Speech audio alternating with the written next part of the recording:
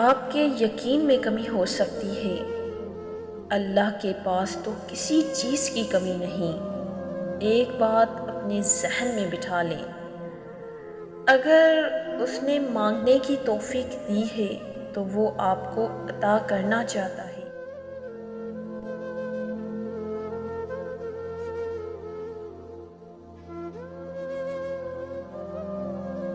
جو آپ نے مانگا ہے وہ ملنا ہے۔ دعا کا خیال اللہ دل میں ڈالتا ہے۔ شیطان کیوں چاہے گا کہ آپ اللہ کے قریب ہوں اور اس سے کچھ مانگیں؟ دعا مانگنا کبھی مت چھوڑنا۔ کوئی رستہ نظر نہ آئے تب بھی دعا مانگنا۔ تمہارا رب کہتا ہے مجھے پکارو، میں تمہاری دعا قبول کروں گا۔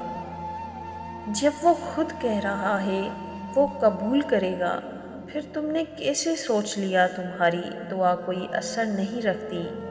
تمہارے رب کو بہت پسند ہے جب تم سب کو چھوڑ کر صرف اس سے مانگتے ہو۔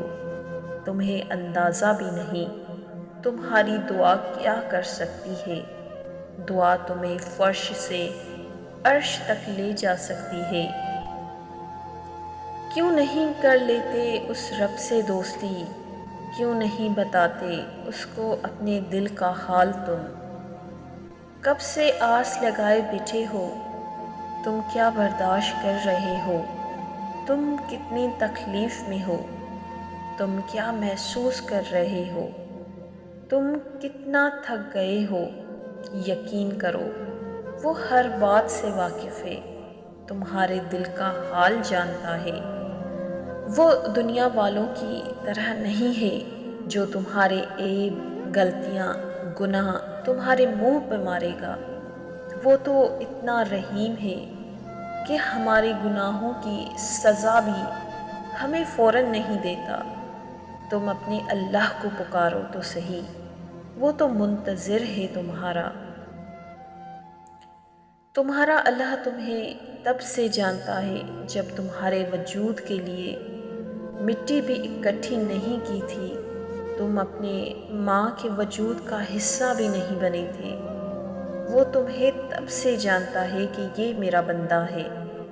اس نے تمہارا ایک ایک جوڑ بہت محبت سے بنایا ہے۔ وہ تب بھی جانتا رہے گا جب روز محشر تمہاری ماں تک تمہیں نہیں جانے گی۔ اللہ تمہیں کبھی نہیں بھولتا، نہ تب بھولا جب تمہیں اپنے نام کی زندگی دی، نہ تب بھولے گا جب تمہیں موت دے گا۔ وہ اللہ ہے، تمہارا اللہ۔ تم ہر وقت اپنے اللہ کی نگاہ میں ہو۔ کیا وہی نہ جانے گا جس نے پیدا کیا ہے؟ حالانکہ وہ باریک ہے اور باخبر ہے۔